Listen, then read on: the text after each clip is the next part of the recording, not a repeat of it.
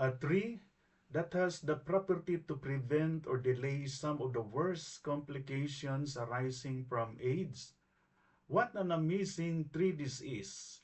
The well-known malunggay or moringa, Moringa oleifera of the family Moringaceae, is a fast-growing tree reaching a height of about 8 to 10 meters and a DBH of about 20 centimeters or more. It is native to northern India and used extensively in South and Southeast Asia. It is known as a drumstick tree or horseradish tree. In other countries, it is called zogali in Nigeria and West Africa, yebo-yebo in Ghana, Arbol de Libertad in Mexico and Central America, Marango in Spain, and Rawag in Arab-speaking countries.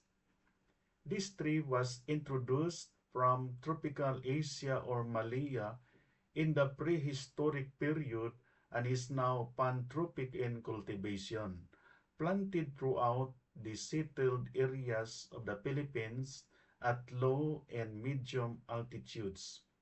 The bast fibers are suitable for woven novelty items. The bark is used as rubefacient, a substance for external application that produces redness of the skin. It is said that the roots of this tree, if chewed and applied to snake bite, will prevent the poison from spreading.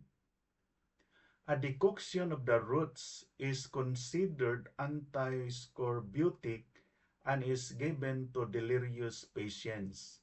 Several studies have recently been completed or are currently underway to investigate the utility of moringa powder in treating HIV-positive patients in areas where there is a critical shortage of medical supplies and antiretroviral drugs are prohibitively expensive or unavailable. Moringa leaves contain potent antioxidants that can help prevent or delay some of the worst complications arising from AIDS. So, it is a natural choice for areas where modern medical facilities are scarce and overcrowded. This is Max. Caring for the environment is not only a choice but a responsibility. Our efforts, even if small, when combined, can make life for a better future. To thank you and God bless.